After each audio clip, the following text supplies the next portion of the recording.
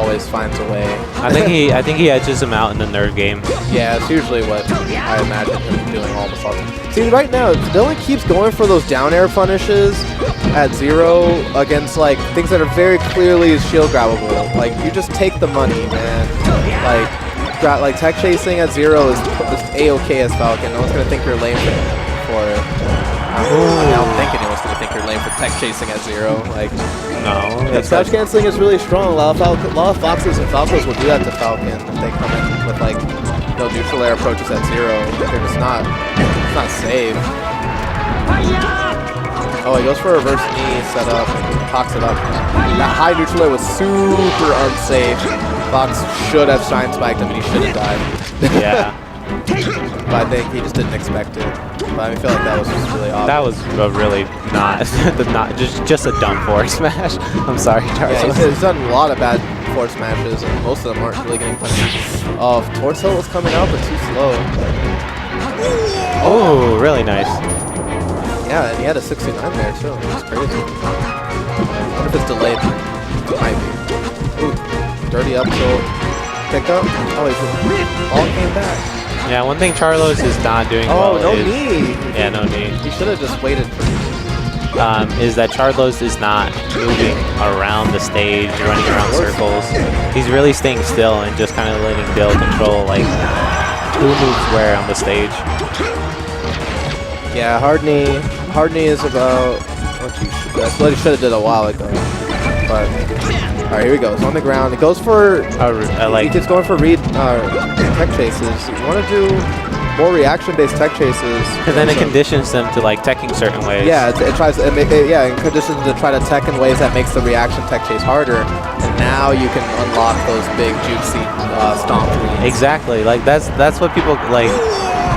The reason STJ and None are like so good at reads is because you got to see like at least 30 seconds before they get that read of what they're conditioning their players should do. Yeah, how do they like to tech? Because I mean, most players in general, you can actually put most of them into a bubble. Like you can do that. The thing is, it eventually gets to the point where there's going to start being some variance as the people try to escape because you keep punishing. And it's what you do in those situations that determines your success later. Especially if it's a close match.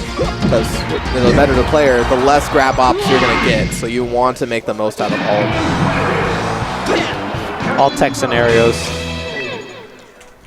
Man, tech scenarios are so powerful because it's like being juggled. You stop playing the game. You're in control of the game 100%. Yeah, in a way. Yeah, tech chases are the invisible combos of melee. Controlling where your opponent goes during tech. So they are technically guaranteed for a lot of characters. When you have someone on the ground, it is effectively a checkmate if you know how to, follow the steps. I think he wanted a down throw. Yeah, most of the time. Because most of the time when you see a back throw, like they put in a DI and didn't necessarily expect the grab. That's why, at least I think was what happens most of the time.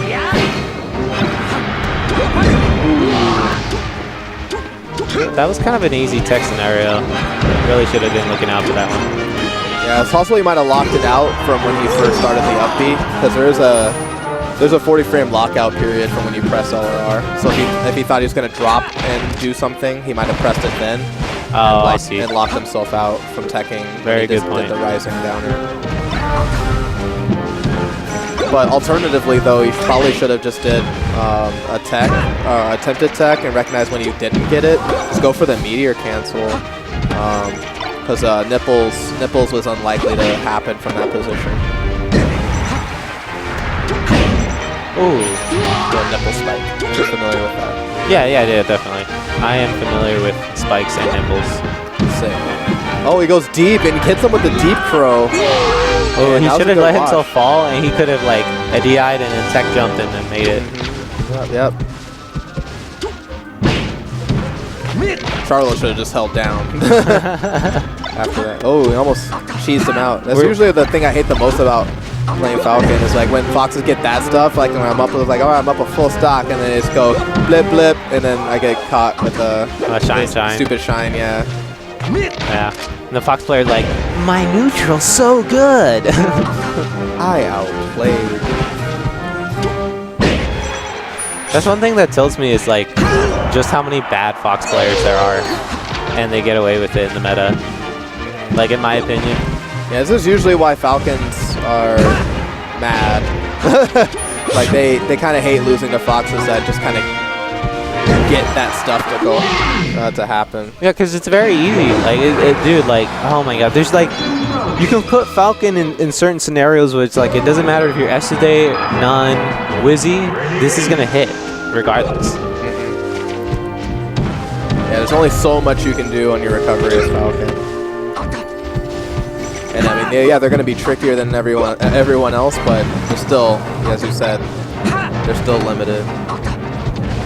Every Falcon is still a Falcon off stage. Same with Falcos. That's why I tell Falcos, once Falco's off stage, it doesn't matter who you are. There's only so much variance that you can do. Yeah.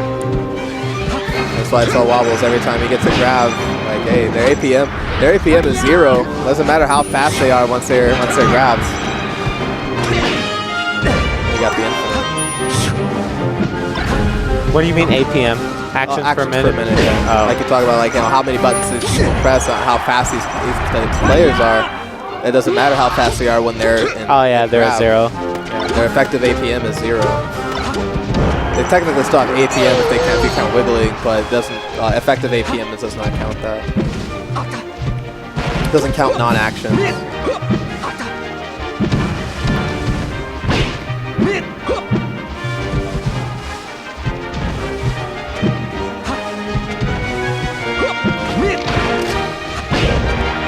Wait, Chardlos.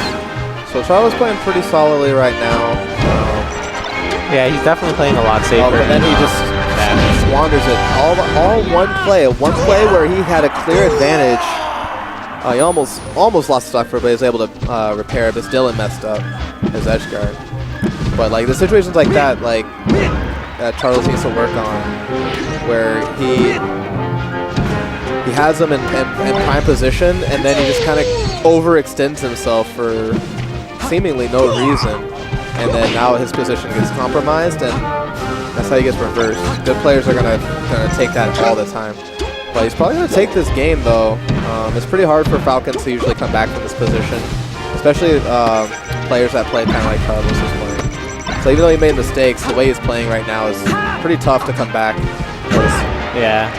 He's pushing buttons in weird places that make it pretty tough. And Dylan's at really high percent. Like, he basically has to like do nothing but get amazing grab reads. Wow, I love those scenarios. And that's it. So Chardlos on the board.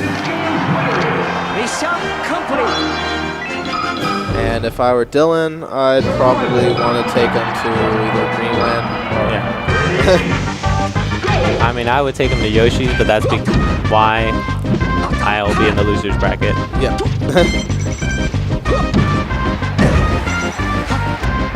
Oh, that was a bad up B. He actually could have just went out and back aired him there. Yeah. That was a no flight zone up B. Oh, stomp the yard. Oh, just a bit outside. That was an obvious dash dance scenario. He could have really just waited for him to land and grab him there. Ooh. Yeah, nice. Chardlos rolling back, but ooh. Yeah, that's a strong option. Wait. Get up attack on that platform. Definitely mess with no timing. It's a tough one to punish. Oh no, he thought he was gonna land on platform. Oh no, he stuck around. He goes deep. Oh no, if he would have just went to ledge instead of trying to go for that extra hit, like the hit alone. So unnecessary. Yeah. Oh my god, he could have gotten a knee there. Like. Yeah. I would have gone for back air too. I think that was just an unfortunate flame. He could have, but back air. You're done. Back air was safe. Safer at least.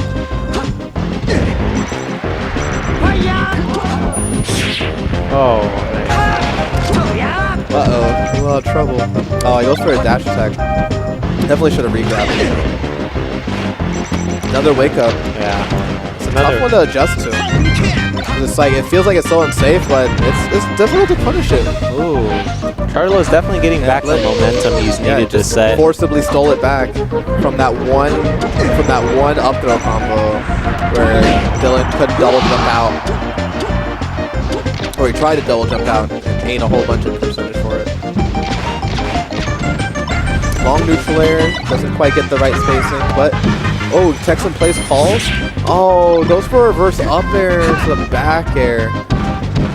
That might cost him. Chardlos is starting to turn up the jets. Yeah, Chardlos is moving right now. Yeah, he's doing the cooking by the book. And long down airs are costing, long knees are costing Dylan right now.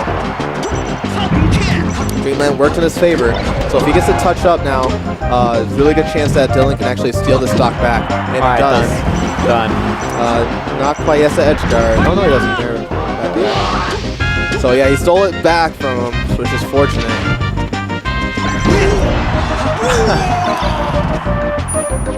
Last stock, low percent scenario. All right, nice percent. Great Dylan's stomp. going to use his Emperor's Hockey. Oh, wow. As a stronger player. Oh, but he hits Chardlos into a 69. The way he's mixing up his dash dance and aerial game right there between the low hit and baits and empty hops was exactly how he should have been playing the entire game. It's like he decided to